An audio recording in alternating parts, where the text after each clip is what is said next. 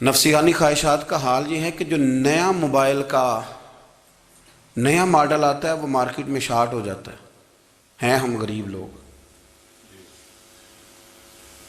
نیا ماڈل جو آتا ہے نا موبائل کا وہ ہمارے ہاں مارکیٹوں میں ملتا نیا، یعنی پرانا ملے گا آپ کو، استعمال شدہ نیا۔ یہ وہ غریب ملک ہے جس کے اندر تھر میں لوگوں کو پانی نہیں مل رہا، اور میرے نفس کی خواہش یہ ہے کہ کہیں مجھ سے پہلے، میں نے اپنے کانوں سے سنی ہے بیویاں کپڑے خریدتی کپڑے کی دکانوں پہ، کہنے چھاڑ ہے تو ڈیزائن بڑے لوگوں پا لیا ہے، وہ دے جو بھی کسی نے۔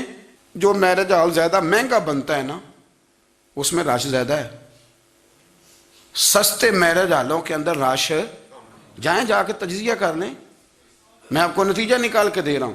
وہ بھائی کدھر ہے وہ غریبی، کدھر ہیں وہ غریب لوگ؟ وہ تو پتہ نہیں بیچارے کہاں سو گئے، کونوں میں لگ گئے، وہ تو سانس بھی نہیں لیتے۔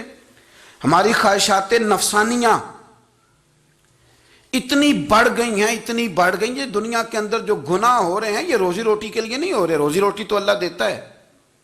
جو لوگ جسم فروشی کر رہے ہیں، یہ جو لوگوں کی تجارت کر رہے ہیں، دھندے ہو رہے ہیں، تو روزی روٹی کے لیے نہیں، نفسانی خواہشات کے لیے۔ یہ کاروں اور بنگلوں کے لیے سارا کچھ ہو رہا ہے، یہ جائیدادوں کے لیے ہو رہا ہے، یہ نیا پیٹرول پمپ لگانے کے لیے کوشش ہو رہی ہے، یہ ساری جد و جہد۔ مطلب آپ دیکھیں نا، ہمارے ہاں ایک گھر ہوتا ہے، گھر کے باہر ایک لان ہوتا ہے، اس سے صبر نہیں آتا تو اس کے بعد پھر فارم ہاؤس ہوتا ہے، ڈیرا ہوتا ہے، اس کی الگ ہمیں ضرورت ہے نا۔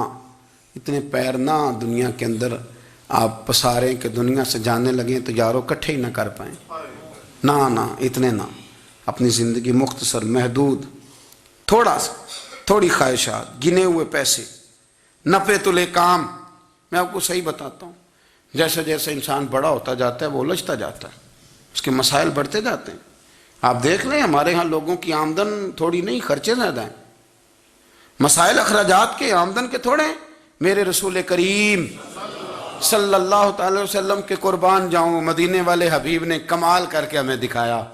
حضور سید عالم علیہ السلام نے فرمایا میں تو بھوک لگنے پہ روٹی کھاتا ہوں، میں تو بھوک پوری لگ جائے تو کھاتا ہوں، اور فرمایا پوری بھوک مٹتی نہیں تو میں ہاتھ کھینچ بھی لیتا ہوں، میں شکم سیری نہیں کرتا۔